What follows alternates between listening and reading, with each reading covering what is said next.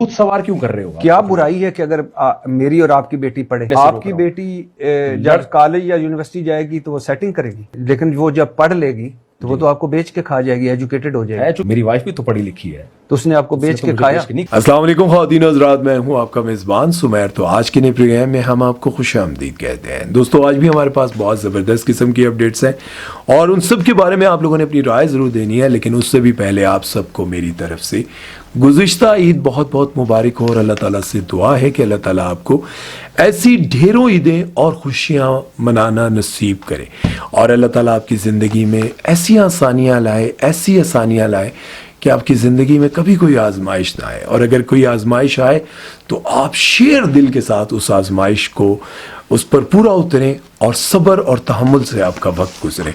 आमीन। सबसे पहले हम बात करेंगे जी रजब भट्ट के बारे में, और रजब भट्ट ने ये कहा है कि ज़िंदगी में आस्तीन के सांपों से बच के रहना है। आस्तीन के सांप हर इंसान की ज़िंदगी में होते हैं। कौन वो लोग होते हैं जो आपको अपना दोस्त कहते रहते हैं, जो आपको ये दावा करते हुए दिखाई देते हैं आपके इर्द गिर्द, तुम पे जान निसार, तुम्हारे लिए ये कर देंगे वो कर देंगे, तुम मेरे अपने हो, मुश्किल वक्त में तुम्हारे साथ खड़े होंगे, लेकिन बेसिकली वही आपकी पीठ पीछे छुरा घोंपते हैं। रजब भट्ट ने कहा है कि जब मैं इस मुश्किल से निकलूंगा, इस परेशानी से निकलूंगा, तो मैं यकीनन उन तमाम लोगों को एक्सपोज करूंगा चाहे कुछ भी हो जाए। मेरा प्रॉमिस रहा कि मैं पूरा व्लॉग बना के दिखाऊंगा, मैं पर्दे हटाऊंगा। 50-50 लाख की ठगी मेरे से मारी है एक दिन में उन बंदों ने। खुदा की कसम, जितना कोई झूठ बोले उतने पर्दे हमारी आंखों के आगे से उठे हैं। उन लोगों के नाम जरूर लूंगा जिन लोगों ने मुझे धोखा दिया, जिनकी वजह से मैं बड़ी मुसीबत में फंसा हूं, जिन लोगों की वजह से मैं आज परेशानियों का शिकार हूं। और ये वो लोग थे जिनके लिए मैंने एक एक दिन में 50-50 लाख रुपए हंसते हंसते खर्च कर दिए, और मैं उनको अपना यार समझता था। मैं समझता था कि वो मेरे लिए कुछ भी करेंगे, वो मेरे लिए जान निसार करेंगे, लेकिन वक्त आने पर उन्होंने मुझे धोखा दिया। मेरे वो आस्तीन के सांप निकले। उन्होंने कहा कि अब मेरे जो दोस्त हैं ना, वो बस ये 6 दोस्त हैं। एक डोगर है, एक शैजी है, और एक हैदर, जहांगीर, मूसा और एक और है। तो वो कहते हैं कि बस ये मेरे जो है ना दोस्त हैं, और मेरा कोई दोस्त नहीं है। जब ये मेरा मुश्किल वक्त गुजर जाएगा तो याद रखें कि मैं उनको एक्सपोज जरूर करूंगा। अब सोचें कि वो कौन लोग होंगे, और उन लोगों को ये वीडियो देखने के बाद ख्याल तो आएगा कि शायद मेरा नाम तो नहीं ले रहे, कहीं मैं तो नहीं एक्सपोज होने जा रहा, कहीं मेरे साथ तो नहीं ऐसा होने जा रहा, कहीं वैसा तो नहीं होने जा रहा। मुझे लगता है कि वो लोग जो हर वक्त इनके साथ घूमते थे, जो इनको बड़े बड़े लोगों के साथ मिलवाते थे, वहाँ पर पार्टीज, खर्चे सब कुछ करवाते थे कि इससे तुम्हारी पावर बनेगी, और उन्हीं लोगों ने शायद इनको कहीं ना कहीं फंसवाया है, और उन्हीं लोगों ने शायद इन्हीं वीडियोस को निकाला है। शायद उन्हीं लोगों ने इनके लिए कोई ना कोई कंट्रोवर्सीज बनाई हैं, केसेस किए हैं, और इन्हीं की वीडियो से कुछ चीज़ें निकाल कर इनके खिलाफ लोगों को खड़ा किया है। ये वही लोग होंगे यकीनन जो इनके साथ होते थे, उठते बैठते थे, और फिर खामोशी से इनके खिलाफ काम भी करते थे।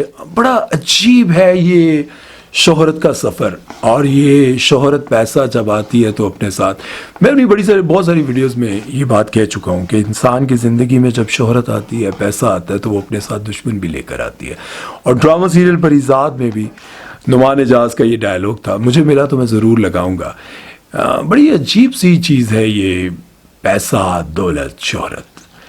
ये जब भी आती है अपने साथ दुश्मन लेकर आती है और बाकी दुश्मन लेकर आती है। आप जिंदगी में क्या, दुनिया में किसी भी बड़ी सेलिब्रिटी को देखें, उसके पता नहीं कितने दुश्मन होते हैं, उस पर पता नहीं कितने इल्जामात होते हैं, और पता नहीं कितने केसेस हुए होते हैं उस पर। क्या करें, शोहरत आएगी तो फिर दुश्मन भी साथ आएंगे। बहरहाल इस बारे में आप लोग अपनी राय जरूर दीजिएगा और बताइएगा कि आपकी ज़िंदगी में भी कभी आस्तीन का सांप बनकर कोई राय। मेरी ज़िंदगी में भी बहुत सारे लोग रहे हैं आस्तीन के सांप बन के। बहरहाल चलते हैं नेक्स्ट खबर की तरफ और बात करते हैं अली गुल मल्ला के बारे में। अली गुल मल्ला को आप लोग जानते होंगे। खैर, आप लोग जल्दी भूल भी जाते हैं लोगों को। कभी कोई शख्स आपको दिन रात याद आता है, उसके डायलॉग्स याद आते हैं, और कभी वो गायब हो जाए तो फिर आप भूल भी जाते हैं। और इसी तरह से फनकार कभी गुमनाम हो जाते हैं। जिन लोगों ने सदियों टीवी पर आप लोगों को हंसाया होता है, उनकी याद भी किसी को नहीं आती। खैर, یہ اس دنیا کا دستور ہے. میں بات کر رہا ہوں جی علی گل ملا کے بارے میں. علی گل ملا کو آپ لوگوں نے دیکھا تھا ڈرامہ سیریل عشق مرشد میں بھلے کے کردار میں. بھلے کا ڈائلاگ ان کا بہت مشہور ہوا تھا, بھلے بھلے, وہ ڈائلاگ آپ لوگوں نے سنا تھا. انہوں نے یہ کہا ہے کہ میں ایکٹر ہونے کی وجہ سے جہاں بھی کہیں رشتہ مانگنے جاتا تھا تو سب رشتے سے انکار کر دیتے تھے. جو بھی سنتا تھا یہ فنکار ہے تو فنکار بیکار ہوتے ہیں, ان کے لیے کہیں رشتہ نہیں ملتا. جب تک کوئی فنکار بڑا سٹار نہیں بن جاتا تب تک کوئی ان کو رشتہ اس لیے نہیں دیتا کیونکہ فنکاروں کو آپ سمجھتے ہیں کہ وہ بڑا پیسہ کماتے ہیں. سوائے سپر سٹارز کے, بڑے سٹارز کے علاوہ چھوٹے فنکاروں کی زندگی ہینڈ ٹو ماؤتھ گزرتی ہے. ان کے پاس کوئی بڑا گھر نہیں ہوتا, کوئی فارم ہاؤس نہیں ہوتا, کوئی بڑی گاڑی نہیں ہوتی. ان کی زندگی بس چل سو چل ہوتی ہے. کبھی ایک جگہ سے پیسے ملتے ہیں, تھوڑے تھوڑے کر کے خرچ کرتے ہیں اور پھر باقی زندگی اسی طرح سے فاقوں میں گزر جاتی ہے. جو بڑے سٹارز ہوتے ہیں, جو سوشل میڈیا پر بھی آ جاتے ہیں, وہ لاکھوں نہیں کروڑوں روپیہ کماتے ہیں. بار علی گل ملا کہتے ہیں کہ جہاں بھی رشتے کے لیے جاتے تھے تو بھائی انکار ہو جاتا تھا. تو پھر فہد مصطفیٰ کے والد صلاح الدین تنیو نے میری سفارش کی اور ان کی وجہ سے مجھے رشتہ ملا, ورنہ مجھے کوئی رشتہ نہیں دے رہا تھا. اور آپ سب کو یاد ہوگا یاسر نواز جو کہ ندا یاسر کے ہسبینڈ ہیں, انہوں نے بھی کہا تھا کہ ان کے والد کے سامنے جب میں گیا رشتے کے لیے, میری والدہ اور میرے والد گئے تو انہوں نے صاف انکار کر دیا تھا. حالانکہ وہ پی ٹی وی کے خود بہت بڑے پروڈیوسر ڈائریکٹر تھے. انہوں نے صاف انکار کر دیا کہ بھائی میں ایکٹر کو رشتہ نہیں دوں گا, کیونکہ وہ جانتے تھے کہ بڑے بڑے سٹارز جو ہیں وہ سال میں کوئی ایک ڈرامہ کرتے ہیں اور اس کے بعد ویلے بیٹھے رہتے ہیں, تو میری بیٹی تو بھوکی مر جائے گی. تو یاسر نواز نے بھی ان کو راضی کرنے کے لیے ایک ریسٹورنٹ بنایا تھا, اور جب شادی ہو گئی تو ریسٹورنٹ اگلے دوسرے تیسرے دن ہی بند کر دیا. انہوں نے کیا ہوں تو خواب پورا ہو گیا. ندا سے جب ان کی شادی ہوئی انہوں نے ریسٹورنٹ بند کر دیا. تو اسی طرح سے فہد مصطفیٰ کے والد نے ان کی سفارش کی اور ان کو یہ رشتہ ملا. بہرحال تو بھی کبھی کسی کی سفارش نہ رشتہ ملے, ذرا میں نے لازمی دسے. ٹھیک ہے, چلتے ہیں نیکسٹ خبر کی طرف اور بات کرتے ہیں جی مفتی طارق مسعود صاحب کے بارے میں, جو کہ مجھے بہت اچھے لگتے ہیں. مفتی طارق مسعود صاحب نے کہا ہے کہ یہ جو ارشاد بھٹی نامی ایک بندہ ہے جو آج کل پوڈ کاسٹ کر رہا ہے, آپ یقین کریں ارشد بھٹی اور ارشاد بھٹی میں ان کو فرق محسوس نہیں ہو رہا تھا. اس کا مطلب یہ تھا کہ ارشاد بھٹی کے ساتھ ان کی کوئی زیادہ دوستی نہیں تھی. تو انہوں نے کہا یار وہ ایسا انٹرویو کرتا ہے, اس کا پورا زور یہ ہوتا ہے کہ اگلے بندے کو غصہ آ جائے. ابھی جس کو کسی گناہ کی سزا دینی ہو نا, ارشاد بھٹی کو بھیج دو اس کے پاس پوڈ کاسٹ کے لیے. ایک زبردست بندہ ہمیں مل گیا ہے, کسی کو کسی کے گناہ کی سزا دلوانی ہو نا, ارشاد بھٹی کو بھیج دو, اس کے ساتھ پوڈ کاسٹ کر کے آؤ. وہ جو پوڈ کاسٹ کرتا ہے نا جس بندے سے, اس کو پوری کوشش کرتا ہے تپانے کی. اب ظاہر ہے کہ وہ سوال بھی ایسے کرے تھے. مفتی صاحب سے پوچھا کہ آپ نے عالم کے علاوہ دنیاوی تعلیم میں کیا پڑھا. انہوں نے کہا کہ میں تو 11ویں میں نے پوری پڑھی تھی اور ایف اے میں فیل ہو گیا تھا کیونکہ مجھے پیپر دینے نہیں تھے, اور ابا کے کہنے پر میں نے چلا بھی گیا. میں نے کہا چلو دے دیتے ہیں, پاس تو ہم نے ہونا نہیں ہے. لیکن جب میں پیپر دینے گیا تو میں نہیں دے سکا. انہوں نے کہا تو پھر سیدھا کہیں کہ آپ فیل ہیں, ایف اے فیل ہیں, تو آپ لکھواتے ہیں Mufti Tariq Masood F A fail, F A fail. اب وہ اس بات کو ہنستے, مفتی طارق مسعود صاحب آپ کو پتہ ہے بڑے ہنستے مسکراتے جواب دیتے ہیں, لیکن انہوں نے پوری کوشش کی بار بار کہ آپ لوگوں کو بتاتے ہیں کہ آپ ایف اے فیل ہیں, آپ انڈر میٹرک ہیں تو فلاں ہیں. مطلب انڈر میٹرک سے مراد صرف میٹرک کیا ہوا ہے آپ نے. اور یہ مفتی طارق مسعود صاحب بڑے اچھے سے جواب دیتے رہے. پھر انہوں نے کہا آپ عورتوں کی تعلیم کے خلاف ہیں تو آپ کھل کر کیوں نہیں بولتے, پھر آپ اس طرح کیوں نہیں کرتے, آپ اپنی بچی کو. انہوں نے کہا ہاں میں اپنی بیٹی کو پڑھا رہا ہوں, میری بیٹی میٹرک میں ہے, لیکن میں آن لائن پڑھاتا ہوں. دیکھیں اگر کسی باپ کو, آپ ذرا غور کیجیے گا, اب اس پر وہ بار بار کہہ رہے ہیں تو صاف صاف کہنا آپ عورتوں کے خلاف ہیں, عورتوں کی تعلیم کے خلاف ہیں, عورتوں کے ایسے ہی ہوں.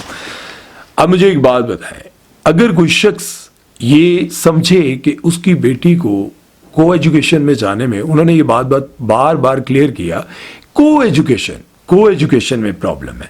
انہوں نے کہا کہ اگر میں کہتا ہوں کسی باپ کو لگے کہ میری بیٹی یہاں پڑھے گی تو اس کے ساتھ کوئی مسئلہ بھی ہو سکتا ہے, یہ خراب بھی ہو سکتی ہے, اس کو کوئی پرابلم بھی آ سکتا ہے, اس کا فیوچر خراب ہو سکتا ہے, تو کیا کرنا چاہیے؟ اس باپ کو وہیں پر بھیجنا چاہیے یا اپنی بیٹی کی تعلیم کے لیے الٹرنیٹ کچھ سوچنا چاہیے؟ بتائیے آپ.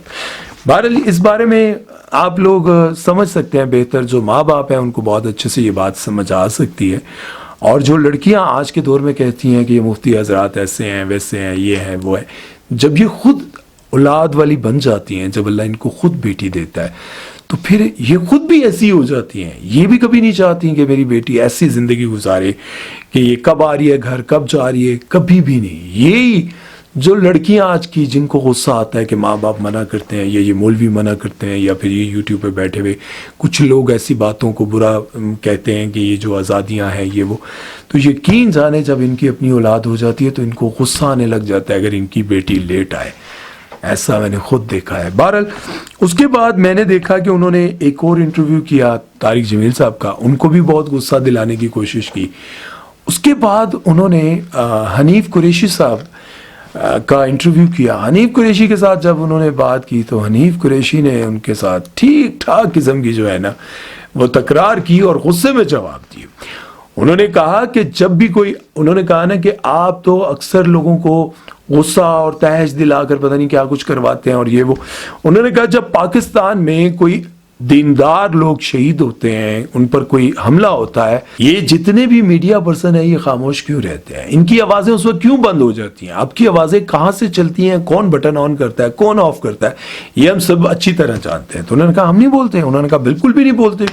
حنیف قریشی نے ان کو جواب ویسے نہیں دیے جس طرح سے انہوں نے امید کی تھی کہ مولانا طارق جمیل صاحب وہ بھی ہنستے مسکراتے ہوئے جواب دیتے رہے. ان سے بڑے تلخ سوال کیے.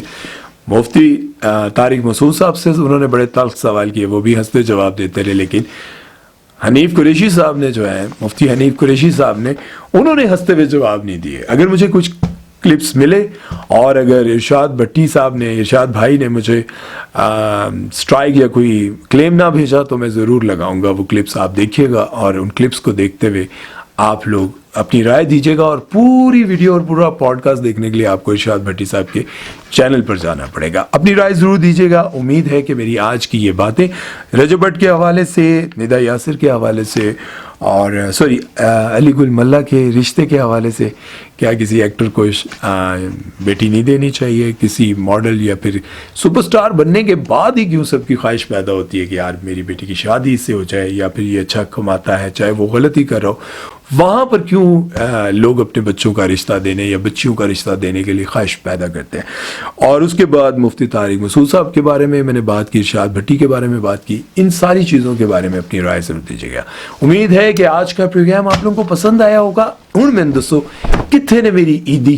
ہاں چلو شاباش، عیدی بھیج دینا آرام سے. شاباش شاباش شاباش. چلو اپنا خیال رکھنا، دعا میں یاد رکھنا. مجھے دیجیے اجازت. اللہ حافظ.